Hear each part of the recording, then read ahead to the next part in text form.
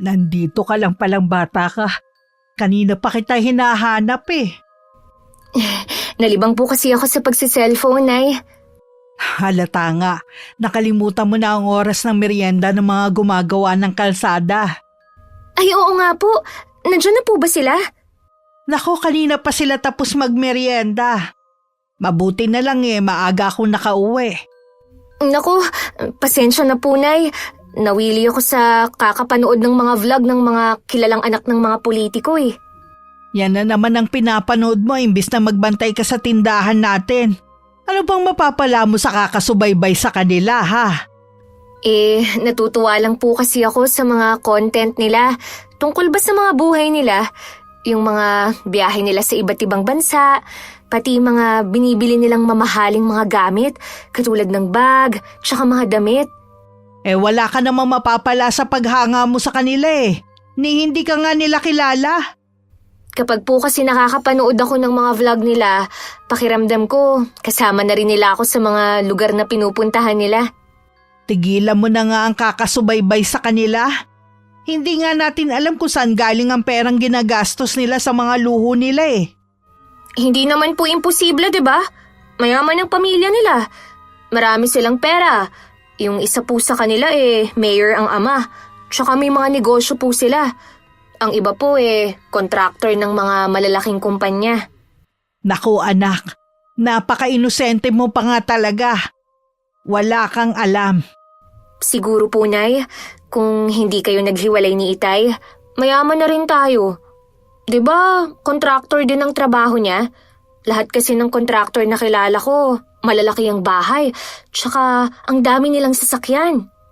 Ito lang ang masasabi ko sa'yo anak ha. Kahit kontraktor pa ang Itay mo, hindi tayo yayaman gaya ng iniisip mo. Hindi siya katulad ng mga kilala mong kontraktor. Siguro nga po, dahil hindi nakakakuha ng magandang project ang Itay, kaya ganun. Basta anak, tigilan mo na ang pagsubaybay sa mga yan ha. Hindi naman sila makakatulong sa atin para umangat eh. Libangan ko lang naman po ang panunood ng mga video nila eh. Nakakamangha naman po talaga ang buhay na meron sila. Kahit naman po sino katulad ng buhay nila ang pinapangarap. May maraming bahay dito, tsaka sa ibang bansa. May private plane pa at napakaraming mamahaling sasakyan. Ay, ang swerte naman nila, Nay. Nasa kanila na ang lahat. Huwag mong kainggitan ang buhay na meron sila. Hindi nga natin alam kung saan ba galing ang ipinagmamalaki nilang yaman. Saan pa ba manggagaling ang pera nila? Tama na nga ang usapan na to. Bantayan mo muna ang tindahan natin ha. May gagawin lang ako sandali. Sige na nga po, Nay. Doon ko na lang itutuloy ang panonood ko. Kami na lang ni Inay ang magkasama sa buhay mula na maghiwalay sila ni Itay. Kahit nagbibigay naman ang tatay ko, madalang naman kami magkita dahil sa probinsya na siya nakatira. Mula nang mauso ang mga vloggers, sila na ang mga sinusubaybayan ko araw-araw. Ang paborito ko nga ang mga sikat na lifestyle vlogger. Na paboritong ibida ang marangya nilang buhay na pangarap ng kahit sino. Ay, sana balang araw, maranasan ko rin ng ganyang buhay. Magsusumikap talaga ako para matupad ang pangarap ko. May sari-sari store si Inay na dati libangan lang niya. Pero ngayon kinukuhanan na rin namin ng pang-araw-araw na gastusin.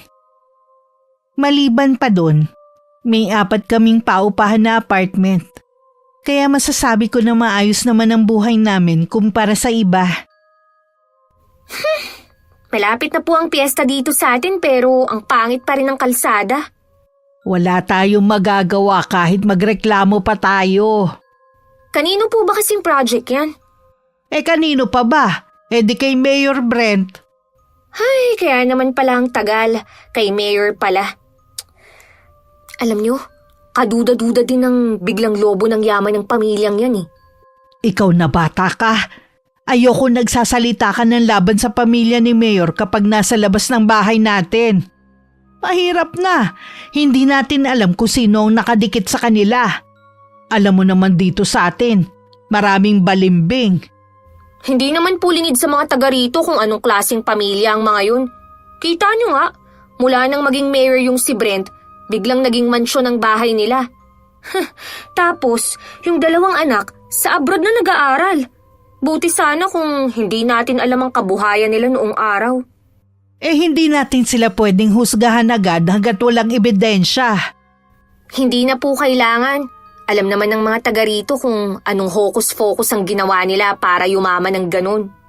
Isa lang ang opinyon ko.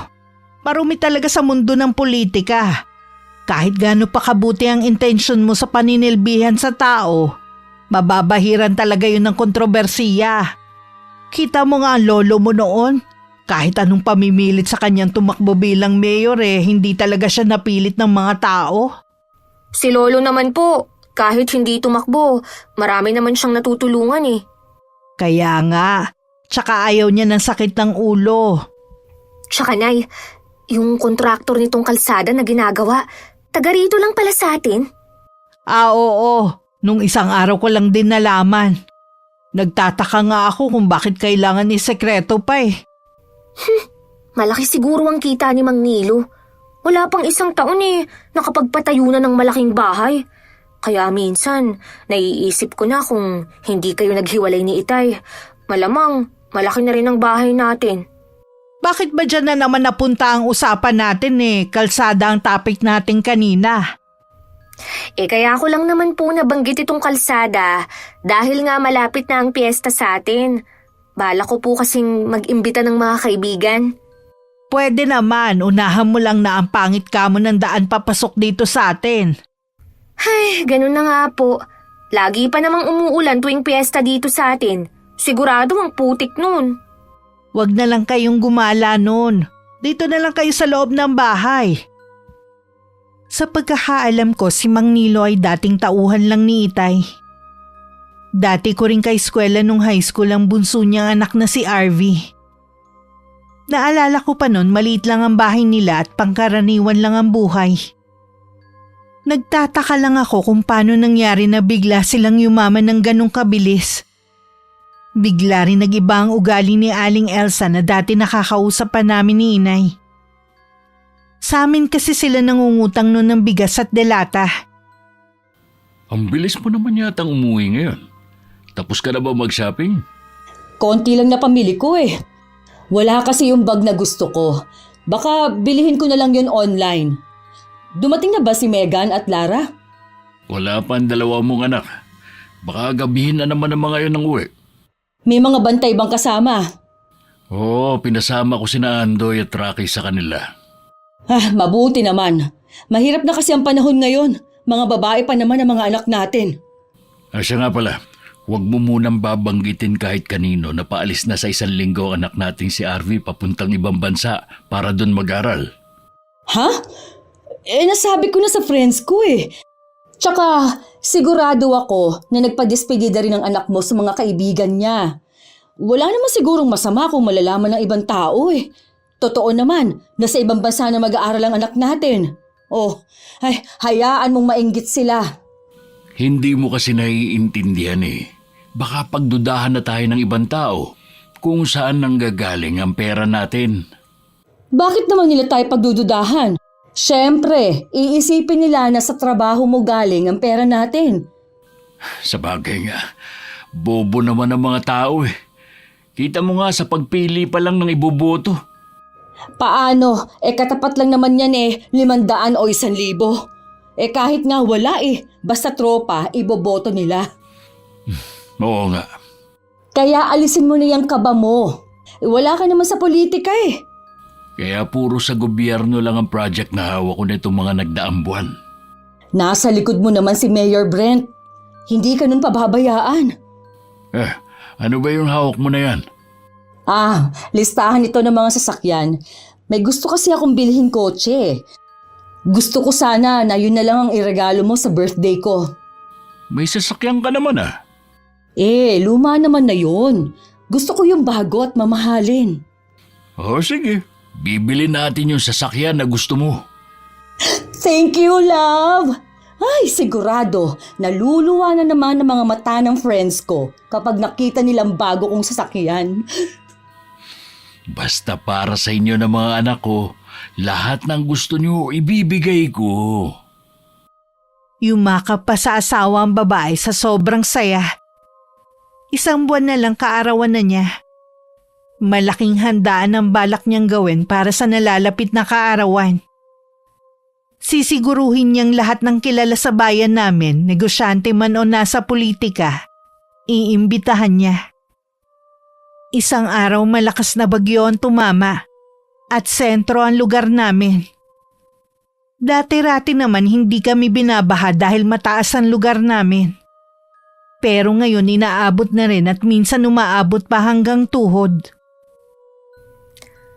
Ay, mabuti pa tong baha. Kahit ipagtabuyan mo na, ayaw pa ring umalis.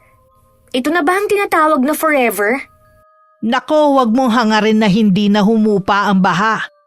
Kung alam mo lang ang sakit na dala niyan at perwisyo na rin sa ating mga residente. 2 linggo na po ang baha na yan eh. Dati naman, hindi tayo binabaha. Bakit kaya ngayon ganyan na? Hindi ko nga rin alam anak eh. Ngayon nga lang nangyari to. Baka dahil malakas talaga ang bagyong dumaan. Kung kailan naman ginagawa pa ang kalsada natin, tsaka pa nangyari to. May sasabihin nga pala ako sa'yo. Muntik ko nang makalimutan. Ano po yun eh? Sa 1 linggo na kasi ang birthday ni Elsa. Kukunin niya akong taga-selby sa kusina. Pumayag naman ako, sayang din yun eh. Akala ko naman po eh, inimbita kayo para sa birthday niya. Balita ko wala siyang inimbitang mga taga rito eh. Mula na magkapera sila, nagbago na rin siya. Siguro po, hindi niya talaga kayo itinuring na kaibigan nun. Hindi man lang niya naalala ang mga panahon na sa inyo siya tumatakbo kapag may kailangan siya. Hindi ko na iniisip yun. Ang importante, nakatulong ako sa kanila noon. Tsaka tinanggap ko rin yung trabaho para makapasok ako sa mansyon. Gusto ko rin kasi makita ang loob ng bahay nila eh. Kahit naman po sino eh, hinahangad na makapasok sa bahay na yun. Ikukwento ko na lang sa'yo kung ano ang itsura ng loob. Nay, baka naman pwede niyong banggitin kay Mang Nilo yung mga utang ng mga tauhan niya dito sa tindahan. Hindi ka mo natin alam na basta na lang lalayas ng walang pasabi. Sige, kukuha lang ako ng tiyempo para sabihin. Kahit kay Elsa para masabi niya sa asawa. Ang liit na nga lang po ng kita natin. Matatakasan pa tayo. Baka naman bumalik pa ang mga yon. Hindi rin naman kasi makakatrabaho kung baha nga naman.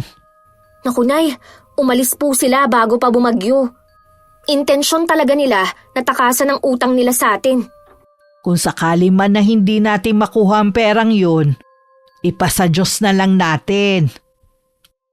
Dumating ang araw ng birthday ni Aling Elsa.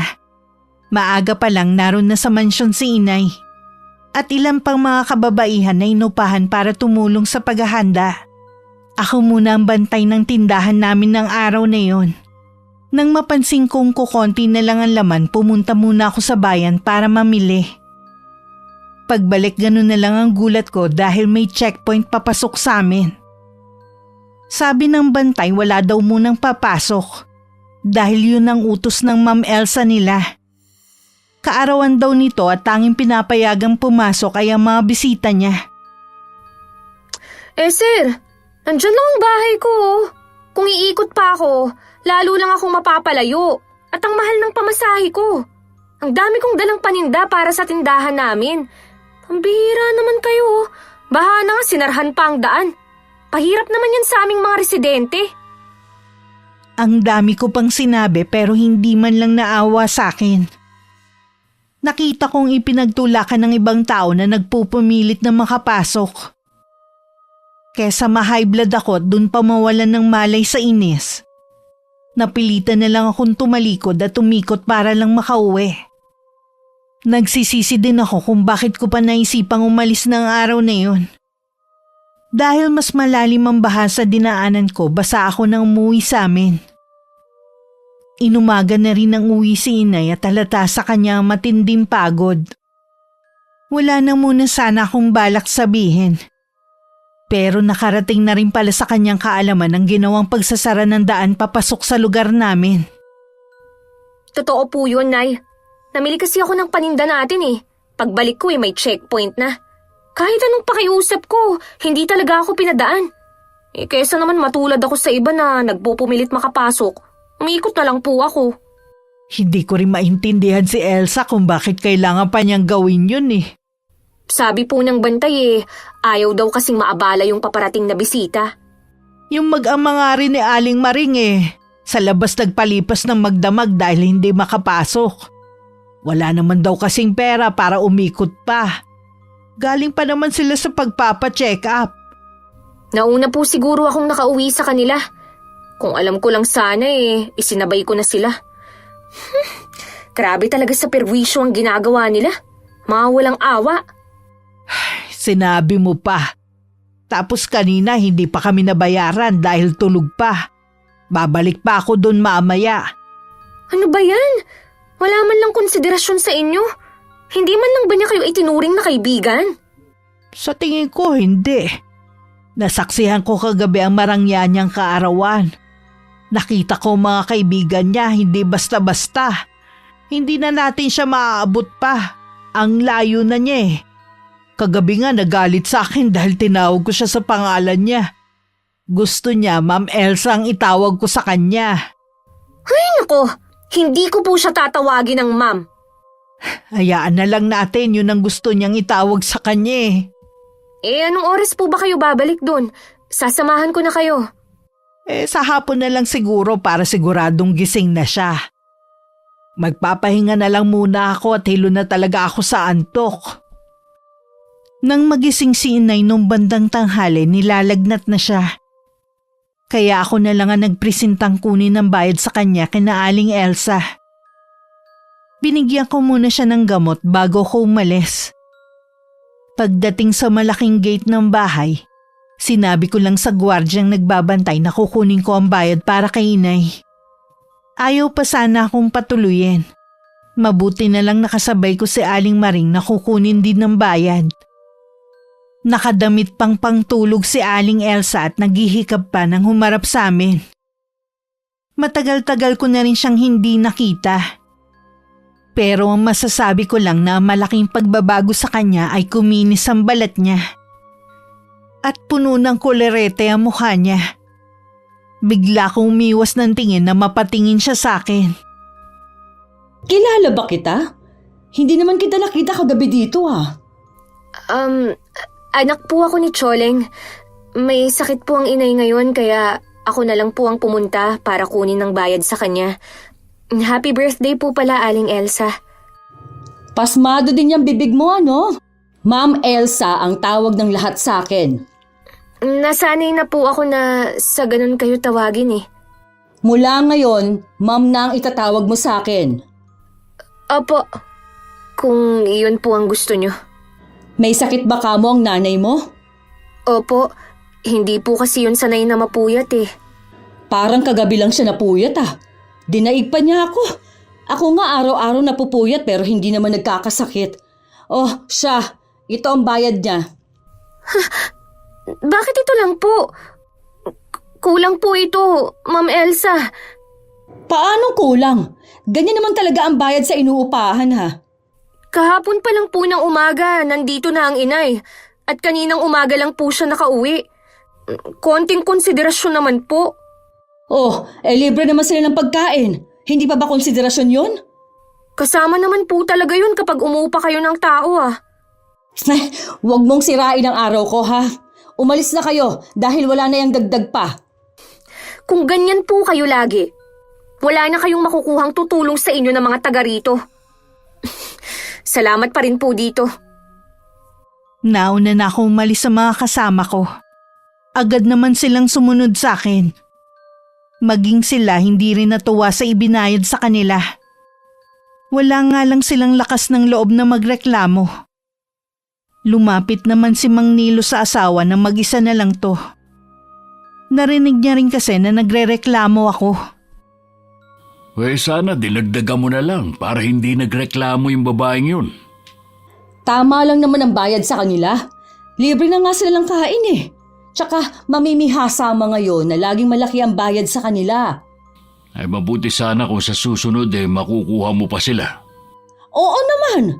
Lalo na yung Aling Maring na wala namang ibang aasahan. Iisang anak lang naman na nagtatrabaho at may sakit pa ang asawa. Maiba nga pala ako. May natanggap akong reklamo galing sa barangay. Marami daw nagagalit dahil pinasaran natin ang daan kahapon dahil birthday mo. Para yun lang? Nagreklamo pa talaga sila sa barangay? Hindi ko naman habang buhay ipinasara. Sino ba yung mga nagrereklamo? Wala na namang problema. Kanina ko pa naayos. Sinabi ko lang naman sa'yo. Ay, ano ba yan? Ang saya ng selebrasyon ng birthday ko kagabi. Pagising ko, may mga issue na kaagad.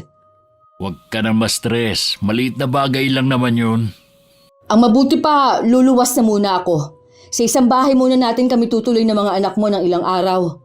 Plano kasi ng mga anak mo na mag-shopping at balak na rin mag-vlog kagaya ng mga influencer ng mga anak ng mga politiko. Ganun ba? Ay kahit ano pa yan.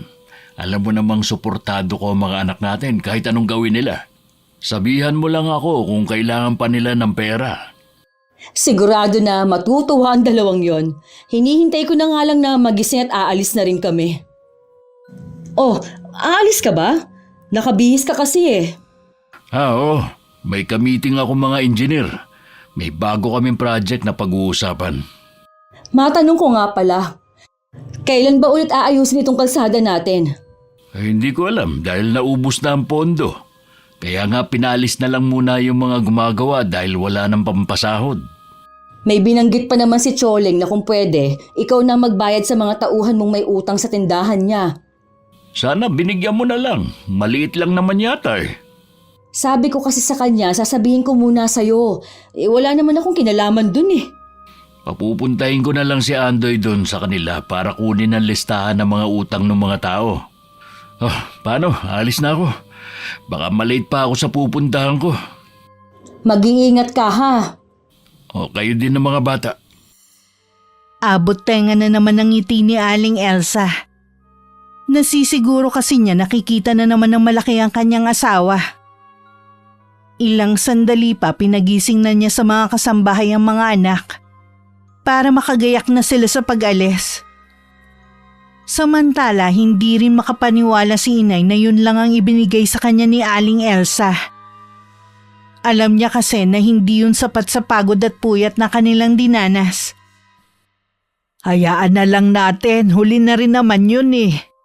Napansin ko na malaki na ang ipinagbago ni Aling Elsa sa itsura at ugali. Iba talaga ang nagagawa ng pera sa tao. May binanggit ba siya tungkol sa utang ng mga tauhan ng asawa niya? Wala po, Nay. Huwag na rin tayong umasa na mababayaran pa yun. Ay, ang mabuti pa. Kalimutan na lang natin ang pangyayaring to. Oo nga po. Wala rin namang mabuting maidudulot sa atin eh. Meron pala akong sasabihin sa'yo. Kaya pala wala si Arvy kagabi sa kaarawan ng ina, nasa abroad na pala. Doon na raw mag-aaral, sabi ng kasambahay nila. Nakatapos na yun ng kolehiyo ah. Kukuha daw ng panibagong kurso sa ibang bansa. Ang swerte naman ni Arvy. Swerte nga. Pero nakakapagtaka na kaya na pala ni Elsa na pag-aralin sa ibang bansa ang anak nila. Eto pa, hindi ko naman intensyon na malaman eh. Ang daldal ng isa nilang kasambahay. Marami na palang mga bahay ang mag-asawa. Kagabi nga ipinagyabang ni Elsa ang bagong sasakyan na regalo daw sa kanya ng asawa. Na ang halaga halos umabot na ng 10 milyon. Kaya naman po pala ganun na umasta si Aling Elsa. Sa sobrang dami na nilang pera, hindi na nga niya ako nakilala. Nung nandun nga ako sa kanila para talaga akong utusan lang. Kinalimutan na niya ang pinagsamahan namin. Baka hindi naman talaga niya ako tinuring na kaibigan. Marami naman po pala silang pera eh. Sana naman tapusin na nila tong kalsada. Aba, malaking abala na sa atin eh. Palay naman natin pinapahupa lang nila ang baha at saka nila itutuloy ang paggawa. Tuwing walang bumibili sa tindahan, puro Facebook at YouTube pa rin ang pinagkakaabalahan ko. Kaya ganun na lang ang gulat ko na makita sina Megan at Lara na nagva-vlog na rin. Ang fineflex nila ay ang pagsha-shopping nila sa pinakamalaking mall sa Maynila. Ginaya na rin nila yung ibang influencer na sinusubaybayan ko Ang dami agad follower. Mukhang nakuha nila agad ang interes ng mga tao. Pinanood ko pa ang ilang video ng magkapatid. Meron pang ang video kung saan sila nagpapasalamat sa ama nila. Kung hindi raw dahil sa kanilang ama, hindi nila mararanasan ang magandang buhay na pangarap lang ng iba. Mula nga nun sinusubaybayan ko na ang pagbablog nila. Ultimo pagkain sa labas, pineflex pa nila. Hindi ko tuloy maiwasang mainggit sa buhay na meron sila. May dinaramdam ka ba? Ilang araw ka na kasing parang matamlay Ayos lang naman po ako. Napapaisip lang po ako na ganito na lang ba ang buhay natin? Anong ibig mong sabihin? Iniisip ko lang po kasi kung habang buhay na lang ba tayong mahirap? Alam ko na kung bakit ka nagkakaganyan. Kakapanood mo yan ng mga vlogger na wala nang ginawa kundi ipagyabang ang mga meron sila. Di ba sabi ko sa'yo, hindi mo kailangan mainggit sa kanila. Hindi ko lang po maiwasan Katulad po ng magkapatid na Megan at Lara. Nagva-vlog na rin po sila. Wala na silang ginawa kundi ipakita ang marangya nilang pamumuhay. Hindi nga natin alam kung talaga bang galing sa sarili nilang bulsa ang ipinambibili nila ng luho Ano po ang ibig niyong sabihin, Nay? Kontraktor lang si Nilo katulad ng ama mo. Mas matagal pa nga ang itay mo sa trabahong yun Pero kahit kailan hindi nagkaroon ng napakaraming pera. May palagay ako na may ginagawang anomalya ang mag-asawang yun kaya nagkaroon ng maraming pera. Posible po kaya yun? Oo naman. Ayoko sanang sabihin ito. Pero sa nakikita ko sa'yo, kinaiinggitan mo ang mga taong hindi naman pinaghihirapan ng perang pinambibili nila. Kaya pala iba ang kutob ko tuwing pinapanood ko ang video nila. Hindi ko lang maipaliwanag. Sorry, Nay, Pinag-alala ko patuloy kayo. Natural lang na mag-alala ko dahil nanay mo ko. Alam ko din na masigit mo pa silang mahihigitan dahil wala kang inaapakang tao. Opo, Nay. Magsusumika po ako para magtagumpay at para din sa inyo. 1 taon na lang naman po magtatapos na ako. Mabuti pa. Iwasan mo muna ang pagbababad sa social media. Hindi naman niya nakakatulong sa'yo Nakakasama pa nga. Libangan ko lang naman po ito, Nay. O sige, ikaw na ang bahala. Inabala ko na lang ang sarili ko sa pag-aaral at sa pagtulong kay inay.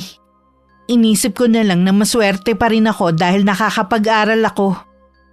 At hindi nagugutom katulad ng ibang pamilya. Regular pa rin naman nagpapadala ang tatay ko at nakakaipon kahit papano. Lumipas ang mga araw, linggo at buwan. Tuluyan nang hindi naayos ang kalsada namin. Naiiwan yun na nakatiwangwang na lang.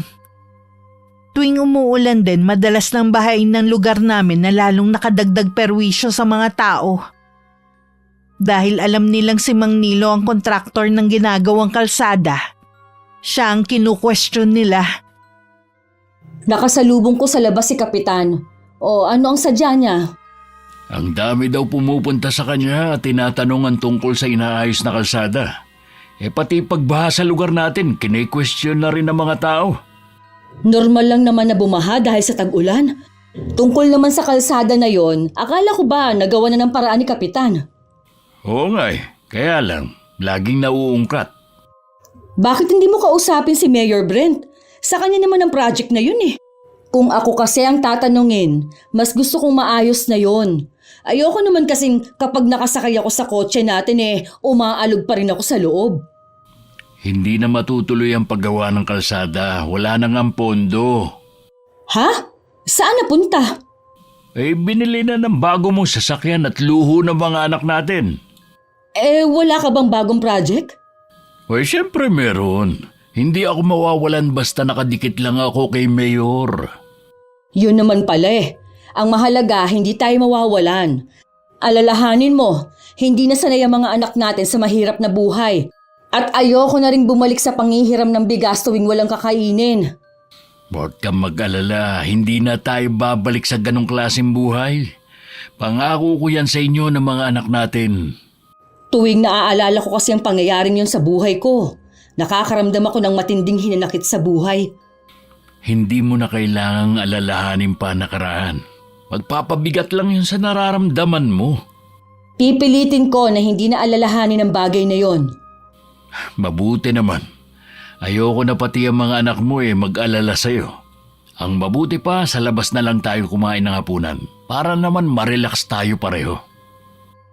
Kasalukuyan si Inay ang nagbabantay noon ng tindahan nang dumating si Aling Elsa sa bahay namin. Labis naman ang ipinagtaka ni Inay. Pero hindi niya yun ipinahalata kay Aling Elsa. May mga kasama pang bodyguard ng babae na dinaig pa ang mga nasa politika. Naligaw ka yata, Ma'am Elsa. Dito talaga ang sadya ko. May kailangan kasi ako sa'yo. Sabihin mo na kung anong kailangan mo. Maya-maya kasi dadagsa na ang mga magmemeryenda sa tindahan ko Naghahanap kasi ako ng kasambahay. Pinaalis ko na kasi yung dalawa. Naalala ko yung anak mo. Baka gusto niya o di kaya kayo mag-ina para magkasama kayo sa trabaho. Nag-aksaya ka pa talaga ng oras mo para pumunta dito? Seryoso ako sa inaalok ko sa'yo kaya wag mo akong tawanan. Kita mo nga na may tindahan ako Ako pa talagang inaalok mo maging kasambahay sa mansyon nyo. Eh di yung anak mo na lang para naman makatulong sa'yo. Nakakatulong sa akin ng anak ko.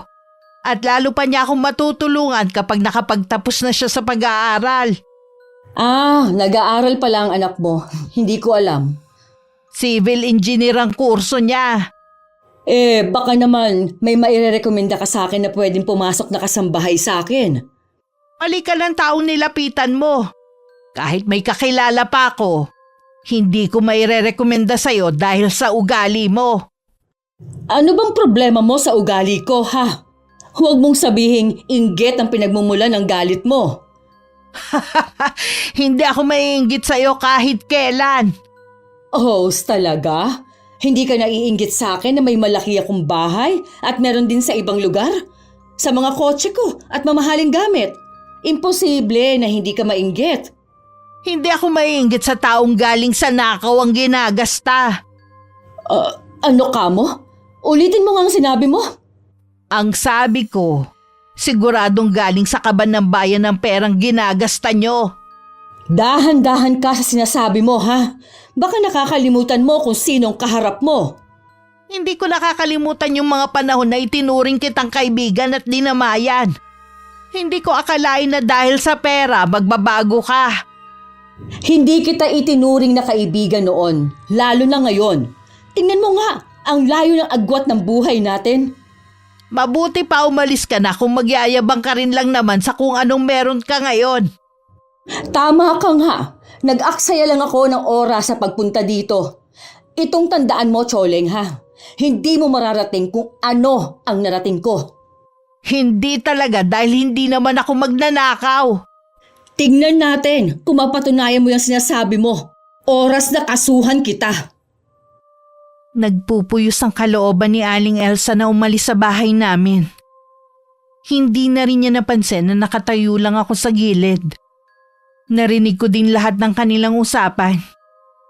Medyo kinakabahan din ako sa banta niya na kakasuhan niya ang inay. Nang makaalis ang sasakyan, tsaka lang ako lumapit. Samantala, galit naman ninihagis ni Aling Elsa ang kanyang bag sa sofa pagdating sa kanila. Nagtataka naman na napatingin sa kanya ang asawa. Ano ba ang problema mo? Ginalit kasi ako ni Choleng Paanong ginalit? Nakipagkita ka ba sa kanya? Oo. Inaalok ko kasi sila mag-ina na pumalit sa dalawang kasambahay natin na umalis. Ang dami na kaagad niyang sinabi. Uy, ano naman ang mga sinabi niya sa'yo? Marami siyang sinabi, Nilo. Mukhang alam niya kung saan nanggagaling ang pera natin Hindi siya katulad ng iba na tanga at bobo. Tinawag pa nga niya tayo mga magnanakaw. Sa tingin ko ang asawa niyang si Ferdy ang nagsasabi sa kanya. Sa pagkakaalam ko, matagal na silang hiwalay. Malay mo naman na nagkakausap pa sila. Maraming alam si Ferdy tungkol sa akin at kay Mayor Brent. Binantaan ko siya nakakasuhan dahil sa mga sinabi niya. Hayaan mo na lang sana. Para lang siyang lata na walang laman. Anong silbi ng pera natin kung palalampasin lang natin ang ginawa niya? Inaalala ko lang si Mayor. Kailangan maging maingat tayo para hindi madamay ang pangalan niya. Huwag mong kalilimutan dahil sa kanya at sa mga binibigay niyang project, umangat ang buhay natin.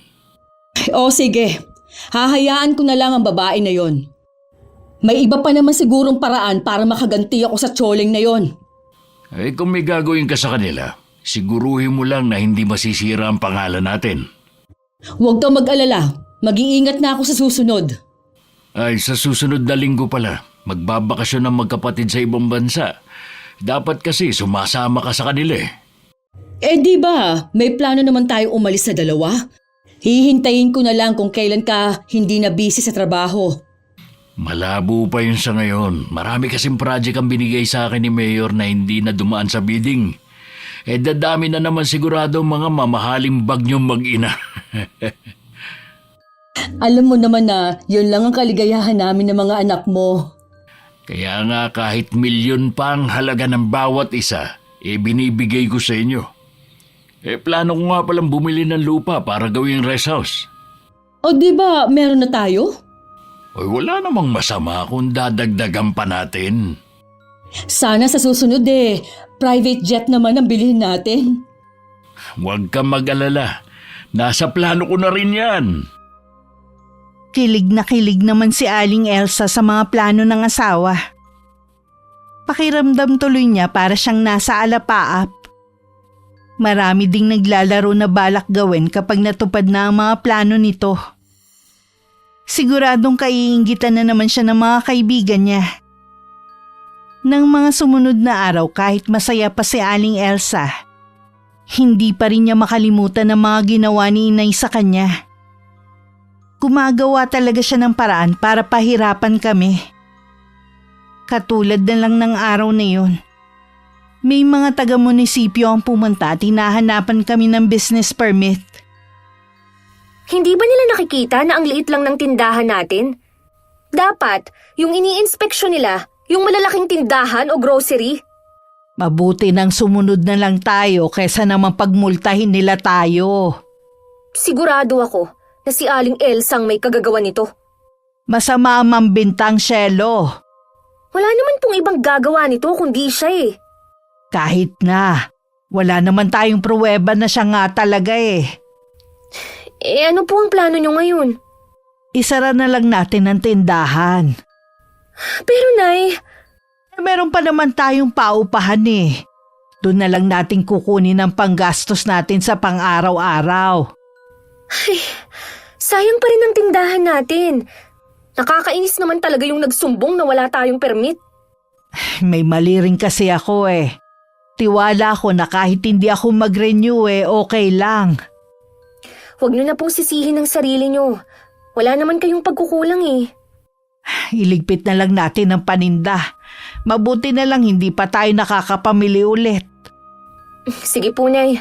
Ilang araw din tayong mapupurga nito sa puro delata.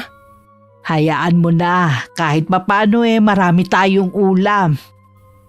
Hindi talaga patas ang batas sa bansa natin. Kung sino pa kasi ang lumalaban ng patas, siya pang ginigipit. Samantalang ang iba, na harap-harapan na ang pandaraya, mas pinagpapala pa. May araw din sila at magbabayad din sila sa mga nagawa nilang kasalanan. Kung hindi man sila maparusahan sa lupa, sigurado sa takdang panahon. Hindi na lang ako umimik. Inumpisahan ko na rin tanggalin ang laman ng mga eskaparate.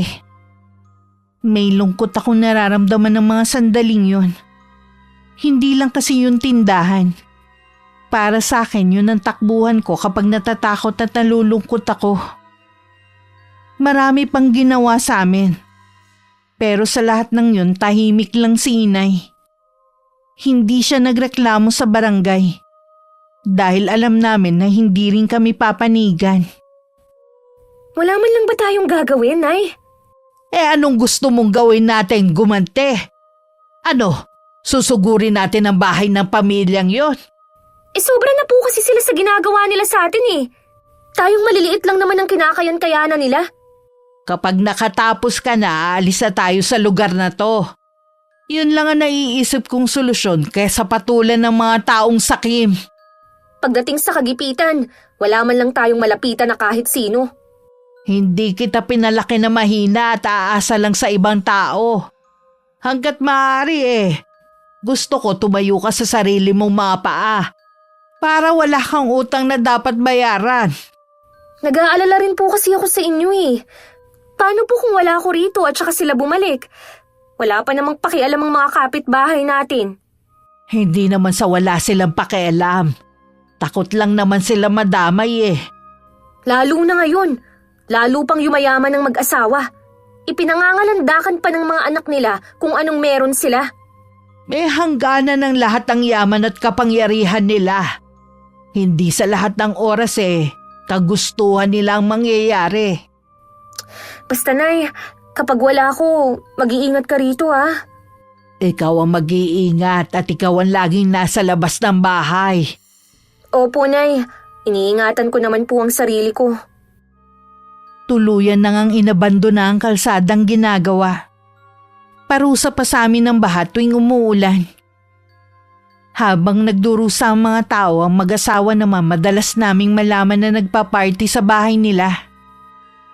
Sa pilitan din nilang binibili sa murang halaga ang mga lupa sa lugar namin. Ano? Nasisiraan ka na ba ng bait ha? Ano bang mapapala mo kung bibilhin mo ang lupa ko ha? Alam ko naman na kapritsyo lang ang dahilan. May balak akong gawin sa lupang kinatitirikan ng bahay mo. Kaya nga gusto kong bilhin. Hindi ko to binebenta. Maghanap ka na lang ng ibang lupa dyan. Mahihirapan lang naman kayo mag-ina kung dito pa kayo titira sa lugar na ito.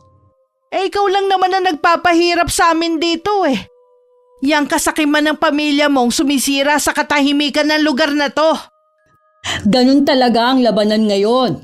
Kung sinong nasa taas, siyang laging nagwawagi. Kaya ikaw, umayon ka na lang sa nangyayari. Hindi ako aayon sa'yo, Elsa. Sige lang, sambahin mo yung perang hindi naman talaga sa inyo. Darating ang araw, babalik din sa inyo mga ginagawa niyo sa mga tao. Ang dami mo na kaagad sinasabi. Ang gusto ko lang naman itong lupa ninyo.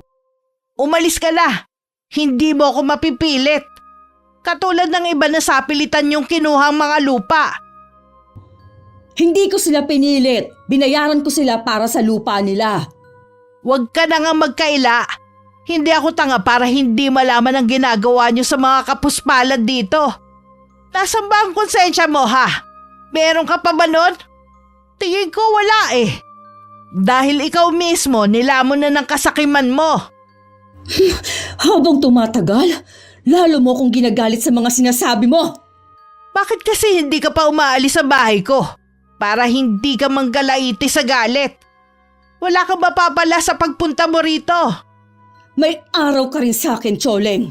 Hindi mo ako lubusang kilala. Hindi mo alam ang kaya kong gawin. Hindi mo rin ako lubusang kilala. Huwag mong ubusin ang pasensya ko. At hindi mo rin alam ang kayang gawin ng taong inaalipusta mo. Narinig ko ang lahat ng pinag-usapan nila. Kasalukuyan kasi kung nasa sala nun. Nang pumasok si Inay, bakas sa kanya ang pagkahapo sa pakikipagtalo kay Aling Elsa. Naupo muna siya sa katapat kong upuan at makailang beses huminga. Siguro para kalmahin ng sarili. Ayos lang po kayo, Nay? Oo anak, nakakapagod din pala ang makipagtalo. Sigurado na babalik pa ang mga yun dito sa bahay. Ako ang bahalang humarap sa kanila. Mag-focus ka lang sa pag-aaral mo. Paano po kung meron silang pinaplano para mapilitan tayong umalis sa bahay na to? Magagawa nila lahat dahil marami silang pera. Pero hindi nila makukuha ang bahay at lupa natin. Mas gusto ko pang ibenta to sa iba. Dadalawa na nga lang tayo Ayoko na may masamang mangyari sa inyo. Alisin mo yan sa isipan mo. Walang masamang mangyayari sa akin. Naisip ko na ibigay na lang kaya natin ang lupang ito at saka tayo magpakalayo-layo. Ganun mo lang kadaling ipapamigay ang lupang pamana pa sa akin ng mga magulang ko? Maiintindihan po nila yun. Ang importante ang kaligtasan natin. Hindi nagsalita si Inay pero alam kong pinag-iisipan na rin niya ang mga sinabi ko. Samantala dahil sa patuloy na pagtanggi ni Inay, lalo lang niyang ginalit si Aling Elsa. Ang dami niyang masamang plano sa amin. Minsan pag uwi ko merong humintong van sa tapat ko at pilit akong hinihila papasok. Mabuti na lang may mga taong nakakita at tinulungan ako. At may naghatid pa sa akin sa bahay. Akala ko po talaga na masasama na nila ako. Mabuti na lang po. May mga tao pa rin ang may mabubuting kalooban na handang tumulong. Oo nga anak, salamat sa kanila. Sinamahan din po ako ng isang alas sa pulisya para magpa-blotter. Pasensya ka na anak kung wala ko sa tabi mo nung kailangan mo ko. Akala ko may ginawa ka lang kaya hindi ka pa nakakauwi. Ayos na naman po ko. Natakot lang talaga ako. Kahit naman sino matatakot sa nangyari. Sino po kaya sila? At anong kailangan nila sa akin? Isang tao lang ang naiisip ko na posibleng gumawa nito. Pero walang ebidensyang magtuturo sa kanya. Si Aling Elsa po ba ang tinutukoy niyo? Wala nang iba. Alam ko na gusto kanyang gamitin para mapilitan akong ibigay ang gusto niya. Natatakot na tuloy ako na lumabas ng bahay. Sasamahan kita lagi sa paglabas mo. Babantayan kita. Hindi ako makakapayag na maulit ang nangyari sa'yo. Nakarating naman kay Mang Nilo ang ginawa ng asawa dahil nagsumbong sa kanya ang isang tauhan. Galit naman na kinausap niya ang babae sa ginawa nito. Wala ka na ba sa sarili mo para gawin yun? Ang daming nakakita sa nangyari. Sinabihan na kita na mag-iingat ka sa ginagawa mo dahil hindi lang pangalan natin ang masisira. Pasensya ka na, Nilo. Desperada na kasi ako kung paano ako makakaganti sa tsoling na yon. Hanggang ngayon, nagmamatigas siyang ibenta ang lupa niya. Yun lang ang dahilan mo para ipadukot ang anak niya, ha? Ang babaw naman ang dahilan mo. Tapos yung mga kinuha mong tauhan, puro palpak naman. Huwag ka na magalit sa akin. Hindi naman masisira ang pangalan mo dahil sa nangyari. Walang nakakaalam na akong nasa likod sa tangkang pagdukot sa babaeng yun. Bakit mo ba pinag-iinteresa ng lupa ng mag-inang yun? Ang dami namang lupa. Gusto ko lang kasi na mawala na sila dito. Wala akong pakialam kung saan sila mapunta pa. Basta ako, ayoko na silang makita. Dagdagan mo inaalok mo sa kanila para mapilitan silang ibigay ang hinihingi mo. Basta huwag ka nang gagawa ng ganong bagay. Oo na, hindi ko na gagawin yun. Nadala lang kasi ako ng nararamdaman ko Hindi na rin napigilan ni Inay na hindi sugurin si Aling Elsa. Hinintay lang niya na makaalis ang asawa nito bago siya nagpaalam sa gwardya. Sinabi lang niya na inaasahan siya ng amo at pag-uusapan nila ang tungkol sa lupa. Naniwala naman ang gwardya at pinapasok na siya. Anong ginagawa mo dito? Paano ka nakapasok? Pinapasok ako ng gwardya niyo. Sabi ko lang na inaasahan mo ang pagdating ko. Nagsinungaling ka pa talaga para lang papasukin ka. Bakit ka ba nagagalit ha? Ikaw nga basta ka nalang sumusulpot sa bahay ko Magkaiba yon. Ano ba kasi ang kailangan mo? Sabihin mo na at marami akong gagawin. Alam ko na ikaw ang gustong magpadukot sa anak ko. Ang lakas naman ng loob mo na pumunta dito at akusahan ako. Dapat talaga, nun pa kita kinasuhan nang madala ka. Gawin mo ngayon para sumingaw ang bahong tinatago niyo mag-asawa. Akala mo yata walang nakakaalam sa mga anomalyang ginagawa ninyo. Puro ka bintang, hindi mo naman kayang patunayan yung mga paratang mo. Alam niyo naman yan pero sakim kayo ng buo mong pamilya. Bulag kayo sa paghihirap ng mga tao basta nasa maayos kayong kalagayan. Ayaw mo tumigil, ha? Sige, tatawag ako ng pulis. Ano naman ang ikakaso mo sa akin, ha? Mas marami kayong kasalanan ng pamilya mo. Walang ginagawang masama ang pamilya ko. Kung ano man ang nakikita mo, galing ito sa sipag at tiyaga ng asawa ko. Naiinggit ka lang kasi hindi nyo narating ang ganitong estado ng buhay. Samantalang kontraktor din ang dati mong asawa at mas nauna pa. Matino at tapat kasi sa trabaho niya ang dati kong asawa. Kaya hindi siya yumaman. Ang mabuti pa, patunayan mo na lang yung mga akusasyon mo. Hindi yung puro kakuda. Balang araw lalabas din ang katotohanan. Sa ngayon maniningil muna ako sa ginawa mo sa anak ko. Hindi ako papayag na saktan mo ng kahit sino ang anak ko. Sinabi na nga wala akong alam sa sinasabi mo. Guard! Guard! May nakapasok dito! Hindi mo kailangan sumigaw. Nasabi ko na ang sadya ko. Aalis na rin ako. Magbabayad ka sa ginawa mo ito, Choleng. Tandaan mong sinabi ko. Bago pa sumugod si inay sa mansyon ng mag-asawa, may nakahanda na siyang plano. Kaya naman nung pumunta sa bahay namin ng mga inutusan ni Aling Elsa, hindi na kami nabutan. Lalo naman nang gagalaiti sa galit ang babae nang malaman na naisahan namin siya ni inay. Bakit ba sumisigaw ka dyan? Natatakot na ang mga anak natin sa'yo.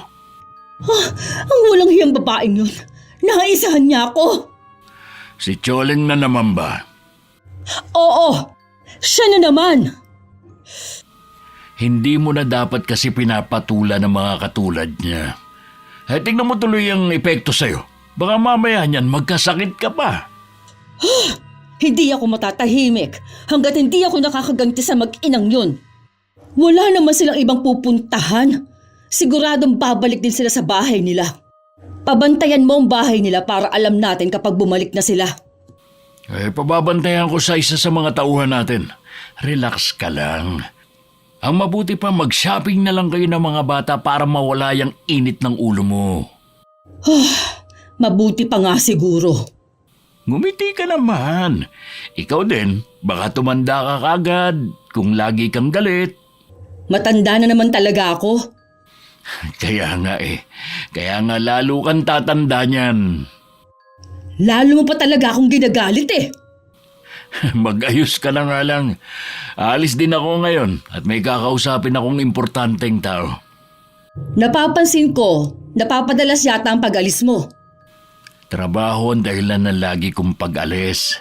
Isipin mo na lang sa bawat pag-alis ko, magpapasok ako ng pera sa bahay na ito. Kailangan ko pang sipagan para maibigay ang mga gusto ng mga anak mo. Palaki na ng palaki ang hinihingi nila. Sa bagay nga. Naisip ko nga din, sa ibang bansa na lang kaya tayo tumira. Hindi pa ako makakaalis dahil kailangan pa ako ni Mayor. Kailangan pa natin magpayaman ng gusto para kapag nagretiro ako, pwede na tayo sa ibang bansa tumira. Alam ko na matutupad ang pangarap natin na yan, kaya pagbutihin mo pa.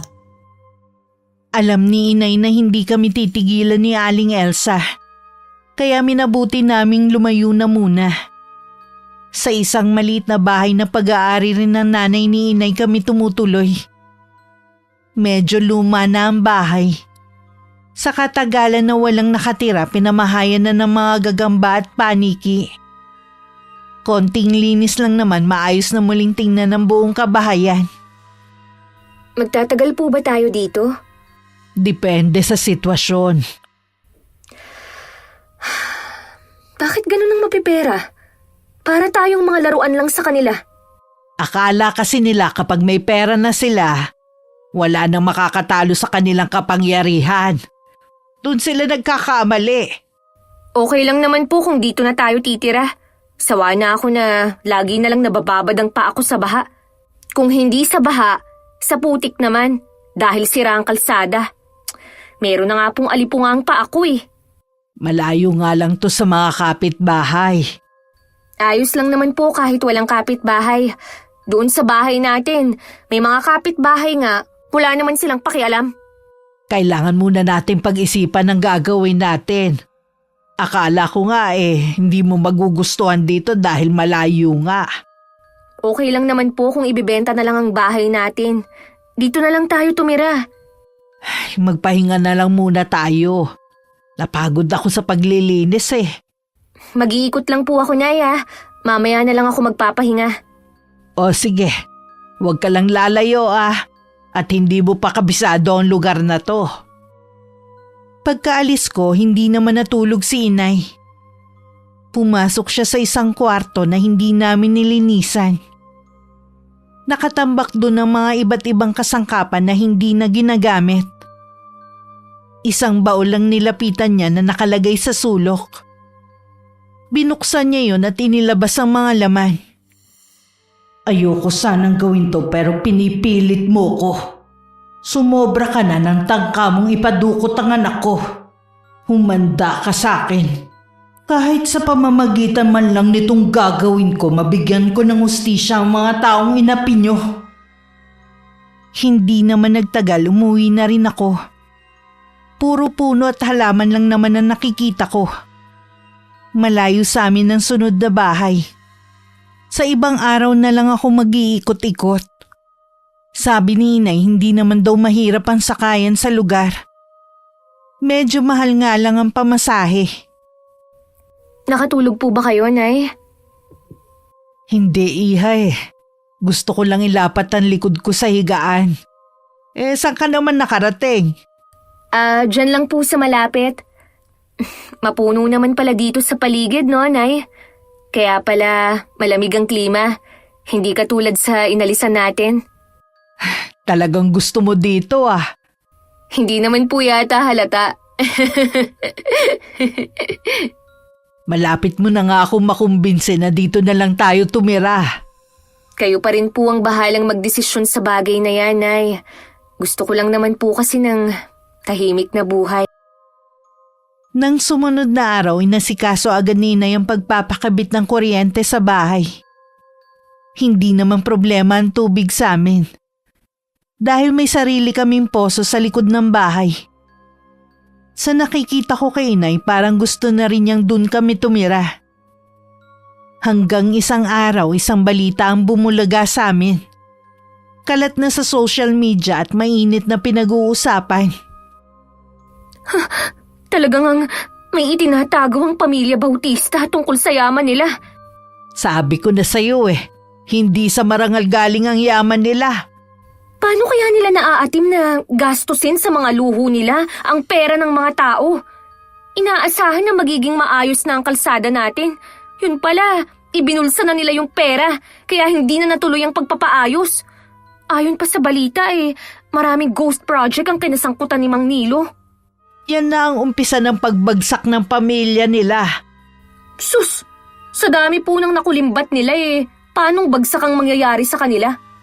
Mauubos din ang yaman na lagi nilang ipinagmamalaki. Kahit estudyante pa lang po ako, alam ko na malaki na ang ambag ko dahil nagbabayad na rin ako ng tax. Paano nila nasikmura na pag-interesa ng pera ng mga tao? Hey! Naku! Nakakagigil naman! Ang sobrang kasakiman ng mga namumuno at mga galamay nilang nagpapahirap sa ating mga maliliit na tao. Kung pwede nga lang silang parusahan ora mismo Kaya lang, panig nga palang hustisya sa mapipera. Hindi man sila maparusahang lahat. Kahit makaganti man lang sa mag-asawang Bautista. Paano pong ganti ang gagawin nyo? Bahala na. Nasabi ko lang naman yon dahil sa matinding galit Hindi ko pa rin kasi makalimutan ng ginawa nilang pagtatangka na dukutin ka. Kung talagang tama ang akusasyon sa kanila, dapat ikulong na sila bago pa makaalis ng bansa. Yun nga ang dapat. Pero mabagal ang mga tagapatupad ng batas dito sa atin Nang mga sandaling yun, nagpapanik na rin si Aling Elsa sa bahay nila. Ang mga anak naman nila na dinudumog ng bash sa mga social media account nila ay nag-deactivate na muna. Dahil sa walang tigil na pagbato sa kanila ng masasakit na salita. Anong gagawin natin, Nilo? Mawawala ang lahat ng ito sa atin? Pati ang mga anak natin nakakaranas na rin ng pambubuli sa mga tao. Huminahon ka muna. Nag-iisip na ako ng paraan. Sabi ng mga bata, susunod na lang daw sila kay RV sa ibang bansa. Natatakot na rin sila dahil nakakatanggap na sila ng pagbabanta. Hindi na nga sila makalabas ng bahay Mabuti pa nga at sumama ka na rin sa kanila. Hindi kita pwedeng iwan dito. Dadamayan kita sa lahat ng oras. Salamat naman at handa ka pa ring damayan ako. Asawa mo ko. Nangako tayo sa isa't isa noon na magmamahalan at magdadamayan habang buhay. Ayoko lang kasi kayong madamay ng mga anak natin. Di ba alinang ako na lang ang managot sa lahat ng mga pagkakamali ko? Kaya mo lang naman nagawa yun dahil gusto mo kaming bigyan ng masaganang buhay. Kaya lang dumating na ang araw ng paniningil sa atin. Huwag ka mag-alala. Malilinis rin ang pangalan mo. Hindi ka naman siguro pababayaan ni Mayor Brent. Pati nga siya binabatikos ngayon at ang pamilya niya. Paano kaya nila nalaman ang mga katiwalaan ninyo? May isang tao na matagal na kaming sinusubaybayan at kumukuha lang ng tiyempo kung paano kami pababagsakin. Siguro, matagal nang may inggit sa'yo ang taong yun. Bakit hindi na lang siya pumanig sa inyo? Sigurado pang maaambunan siya. Maprinsipyo talaga ang taong yun. Hindi mo siya mabibili kahit buong yaman pa ng Pilipinas ang ialok mo sa kanya. Kilala mo ang taong nasa likod ng lahat ng to? Oo, si Ferdy. Siya ang nakipagkuntsabahan sa isang mayor din para masilip ang mga proyektong binigay sa amin. Ang dating asawa ni Choling? Ang walang hiyang yun. Nagparamdam ulit para sirain ang buhay natin. Ay, sumpain siya! Isama na ang mag-inang yun. Pinapahanap na nga si Ferdy kung nasan siya ngayon. Wala na siya sa probinsya nila eh. Hindi kaya magkakasama silang tatlo? Kaya bigla ring nawala ang mag-ina? Posible din na magkakasama silang nagtatago ngayon. Lalo tuloy nadagdagan ang galit ko sa mag-inang yun. Humanda sila. Oras na makita ko sila. Bumalik si inay sa dati naming bahay para kunin ang ilang gamit na naiwan. Meron din siyang kinausap na kaibigan para tulungan siya kung paano maibebenta ang bahay namin. Kinuha na rin niya ang bayad sa upa sa mga apartment. Paalis na sana siya nang biglang dumating si Aling Elsa.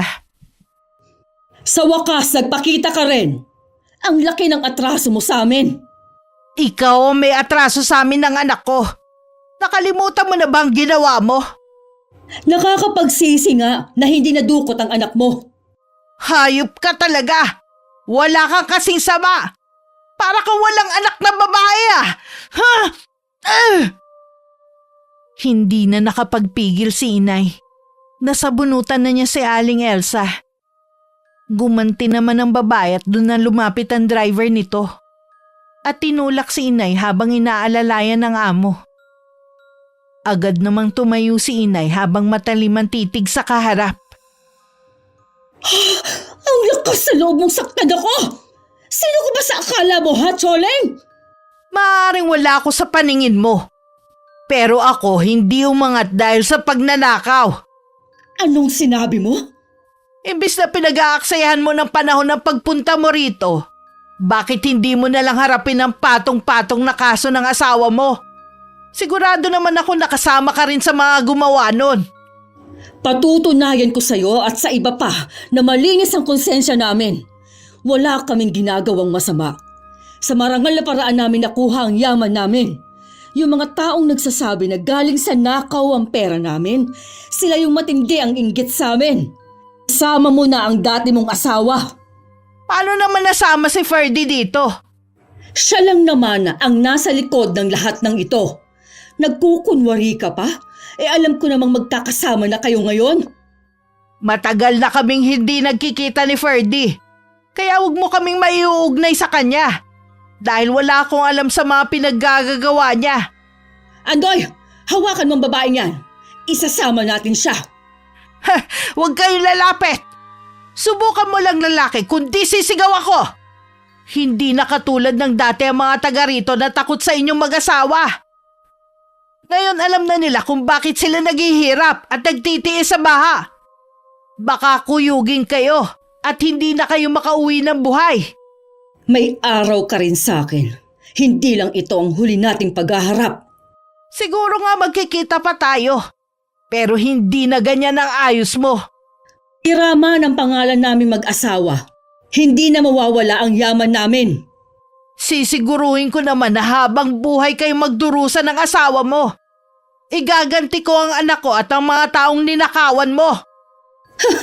Ano naman ang magagawa ng isang tulad mo, ha? Dahil sa marami ka ng pera, nakalimutan mo na ang minsan na ipinagtapat ko sa'yo. Wala akong maalala sa mga sinabi mo noon. Paano? Hindi mo naman talaga ako itinuring na kaibigan. Ginamit mo lang ako noon para hingan ng tulong. Hindi ko alam ang mga sinasabi mo. Sige lang, itanggi mo ngayon. Balang araw, maaalala mo rin ang lahat ng sinasabi ko. Sandali lang, Choleng. Huwag ka munang umalis. Gusto mo ba talagang subukan ng mga tao rito? Ipipilit mo pa rin na isama ko ng labag sa kalooban ko, ha? Sige, umalis ka na. Mabilis nang lumayo si Inay. Inikot naman ni Aling Elsa ang paningin sa mga taong naroon na galit pang nakatingin sa kanya. Ilang sandali pa niyaya na niya ang driver na umuwi sila. Hanggang makarating sa bahay, niisip pa rin niya ang mga sinabi ni Inay sa kanya. Dumating naman ang asawa na parang pasa ng buong daigdig dahil sa anyo. Halata rin dito ang hindi pagkakatulog ng mga nagdaang gabi. Sandaling nawaglit sa kanyang isipan ng mga sariling alalahanin. Ihanda mo mga gamit mo. Ha? Bakit? Nakausap ko si Kapitan. Marami na raw ang bumabaliktad sa pagsuporta sa atin. Marami nang galit sa atin. Baka daw bigla na lang tayong sugurin dito sa bahay. Hindi ako aalis sa bahay natin.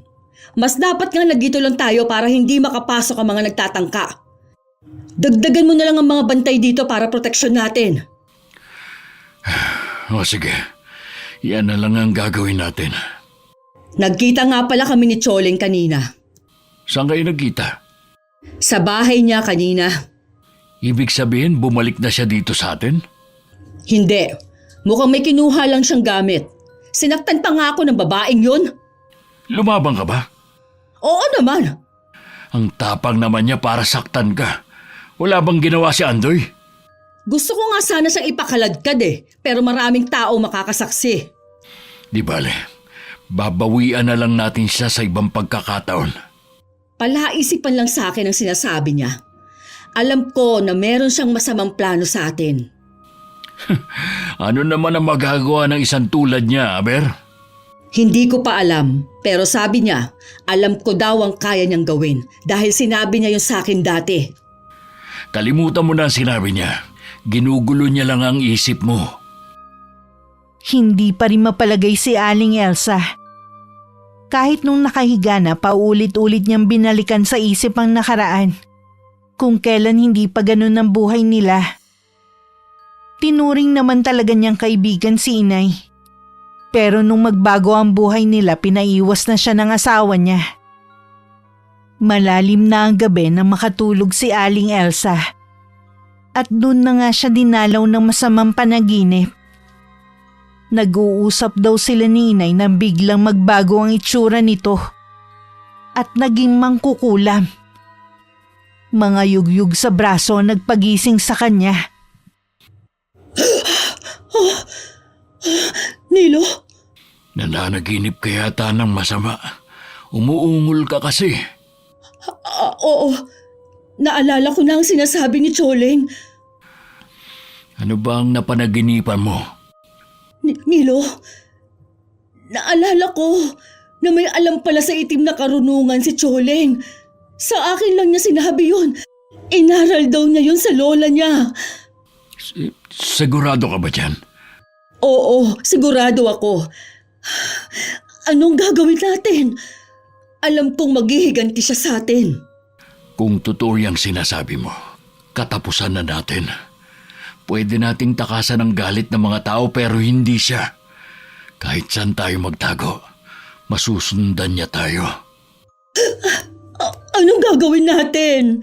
Kailangan natin siyang mahanap para makahingi ng tawad. Ikaw naman kasi, bakit mo siya ginalit? Gusto mo pang ipadukot ang anak niya?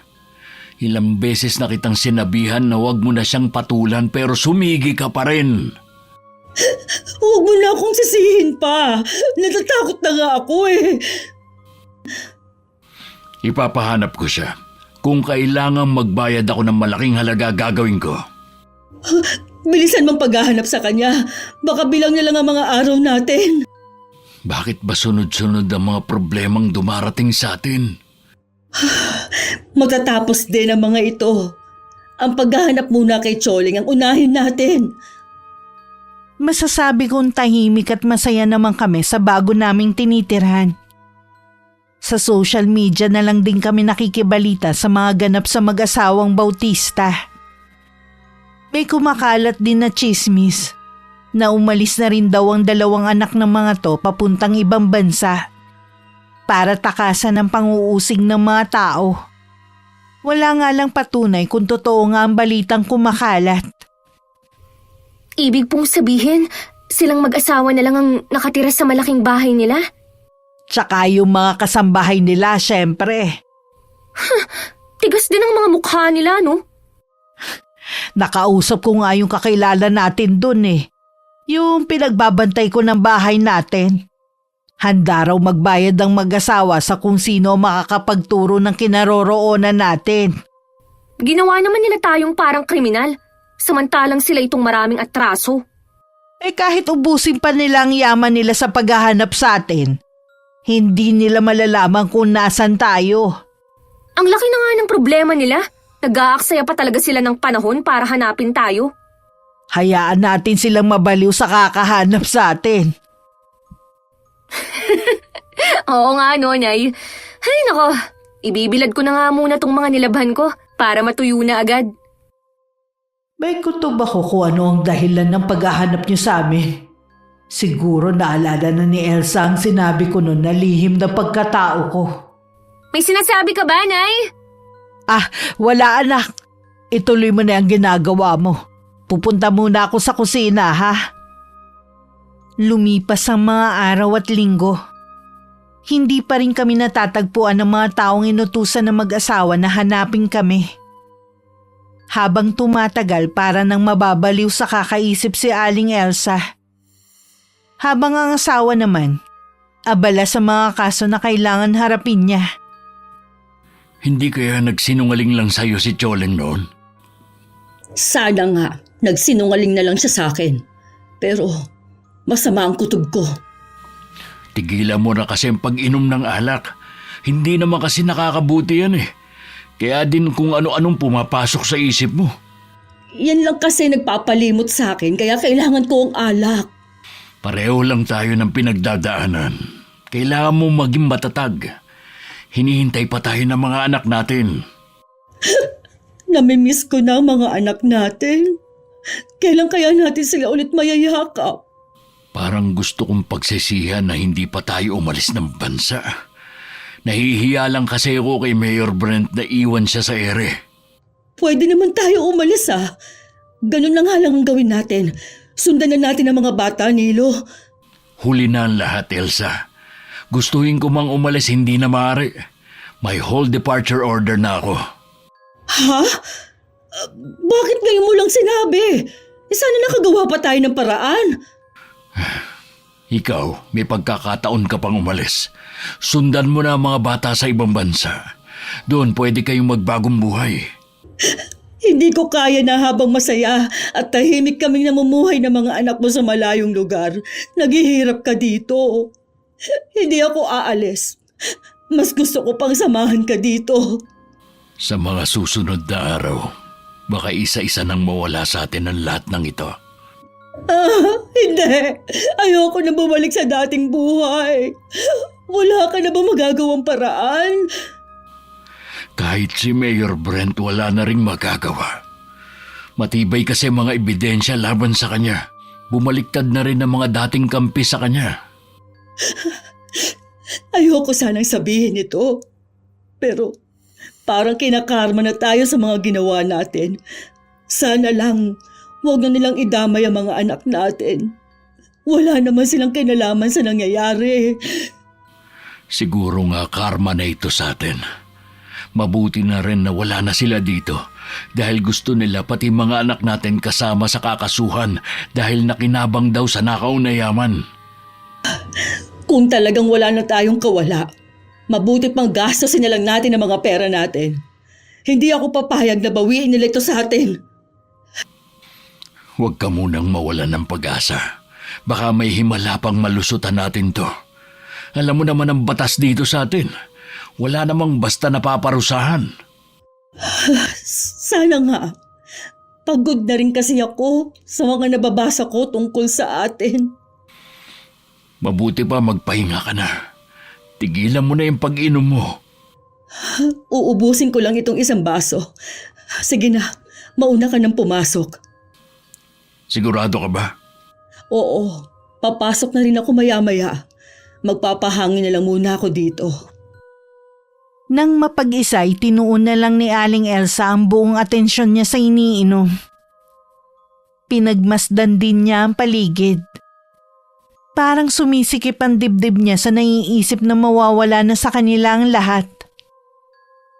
Iinumin na sana niya ang natirang alak sa baso nang matigilan siya. Nakarinig kasi siya ng kaluskos sa mga halaman. Wala naman siyang pag-aalinlangan na lumapit.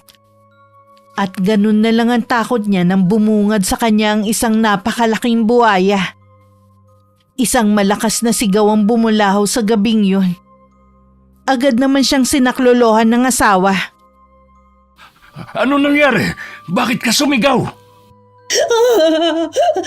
Merong malaking buhaya dyan. Muntik na niya ako makain. Ha? Paano naman magkakaroon ng buhaya dito? Lasing ka na nga yata. Mabuti pa, pumasok na tayo sa loob. Maniwala ka sa akin. Totoo may buwaya dyan kanina. Sobrang laki niya at nakakatakot ang mga ngipin. Sige, para mapanatag ka, titignan ko. Nandyan yun sa likod ng mga halaman na yan. Mag-iingat ka, Nilo. Ayan o, hinawi ko na. Wala namang buhaya. Imahinasyon mo lang yun. Sabi ko naman kasi natigilan mo na ang kakainom mo. Sigurado ako sa nakita ko. Malabong magkaroon ng buhaya dito. Tara na, pumasok na tayo sa loob. Bukas din gusto ko ipatabas mong lahat ng halaman dito. Masyado na malagaw mga to. Hindi na natin nakikita ang paligid. Sige, bukas na bukas din, pagagawa ko yan. Nung gabing yon dinalaw na naman ng masamang panaginip si Aling Elsa. Sari-saring nakakatakot na mukha ang nakikita niya. Pilit siyang hinihila sa madilim na parte. Nagigising na lang siyang sumisigaw at umiiyak. Kahit ang asawa labis na rin nag-aalala sa kanya. Lingid sa kanila ang inay ang nasa likod ng nangyayari kay Aling Elsa. Isang orasyon yun na natutunan ni inay sa lola niya. Sa pamamagitan ng ginagawa niya, paulit-ulit na dadalawin ng masamang panaginip ang taong inoorasyonan. Hanggang nakakakita na rin siya ng mga bagay na imposibleng mangyari. Kulang pa yan sa mga dinanas sa mga kababayan natin. Kayong mag-asawang magbabayad ng malaki. Ang kasakiman niyo ang siyang magdadala sa inyo sa hukay. Hindi na rin nakakakain si Aling Elsa. Hindi kasi masarap ang tingin niya sa mga nakahain sa kanya. Mabaho din ang amoy ng mga pagkain sa harapan niya kaya lalo siyang nawawalan ng ganang kumain. Kung hindi ka kakain, magkakasakit ka. Hindi ko kasi alam kung anong nangyayari sa akin eh. Pagkatapos ng almusal natin, pupunta tayo sa doktor para matignan ka. magpapunta ka na lang ng doktor dito sa bahay. Ayoko kasing lumabas ngayon. Nangihina ako.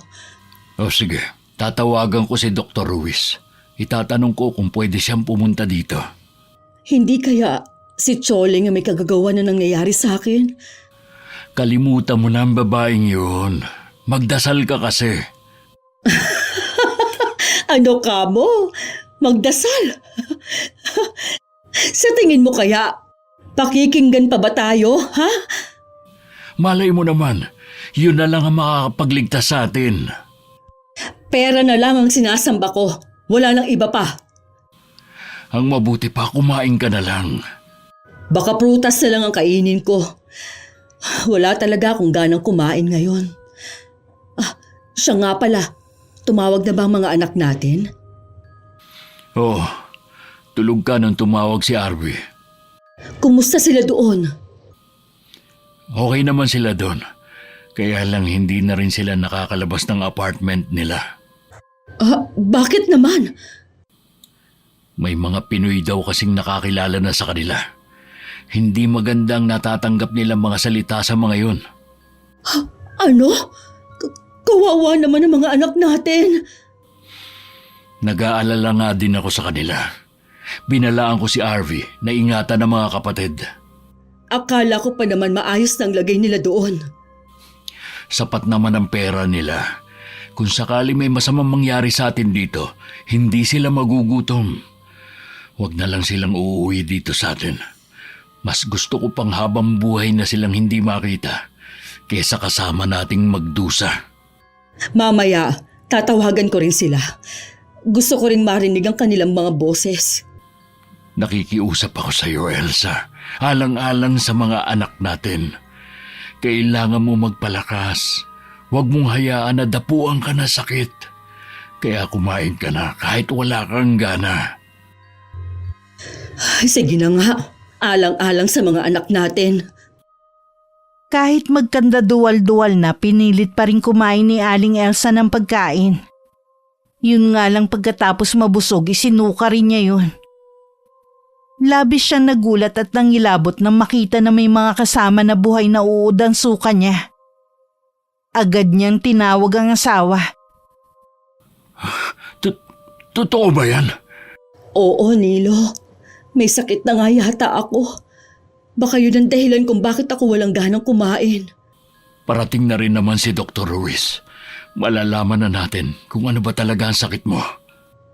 Samahan mo na lang ako sa garden. Gusto ko muna magpahangin. O sige, hindi naman ako aalis ngayon. Maghapon kitang sasamahan. Pagdating sa garden, pareho sila natigilan ng mag-asawa. Nagkatinginan pa nga bago ibinalik ang tingin sa harapan nila. Akala ko ba pinatabas mo ng mga halamang yan? Oo nga. Nandito ako nung linisin yung garden kahapon. Hindi ko alam kung ano nangyari. Bakit bumalik sa dati lahat? Ngayon lang nagkaroon ng kababalaghan sa bahay nito. Alam ko na hindi ito nagkataon lang. Malakas ang kutob ko na kagagawa nito ni Choleng. Hanggang ngayon, hinahanap pa rin siya ng mga tauhan ko. Sa palagay ko, nasa malayong lugar na sila.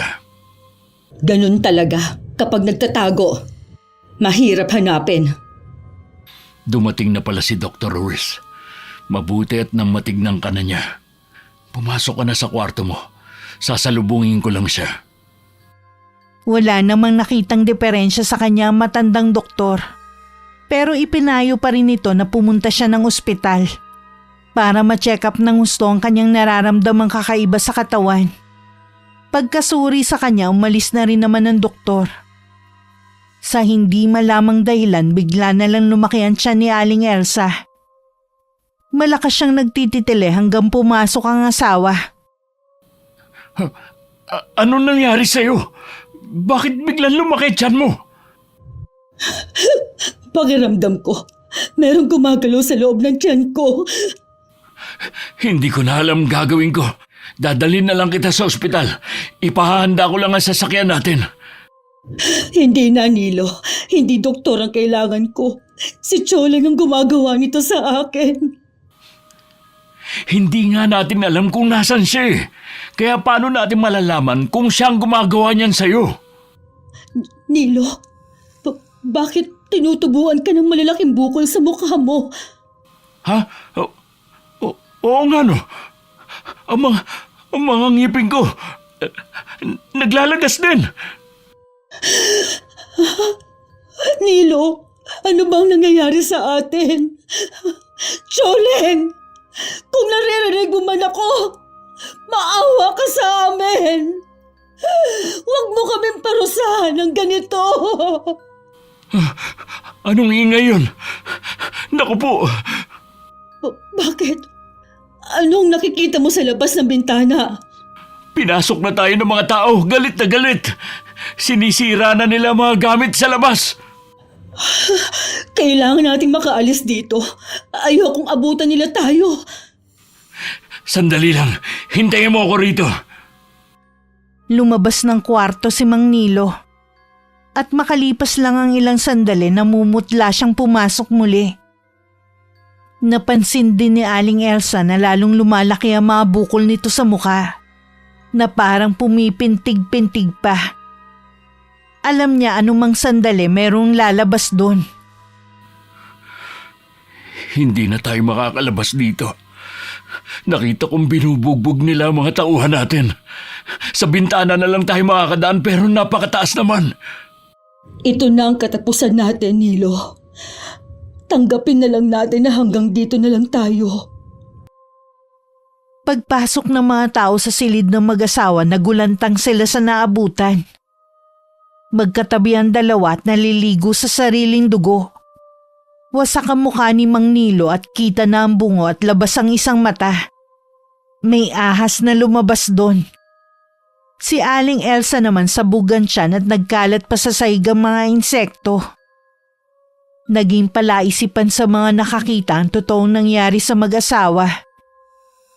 Kumalat sa buong social media ang nangyari sa kanila. Sabi ng mga tao dahil sa matinding usig ng konsensya kaya nagpakamatay ang mga yun.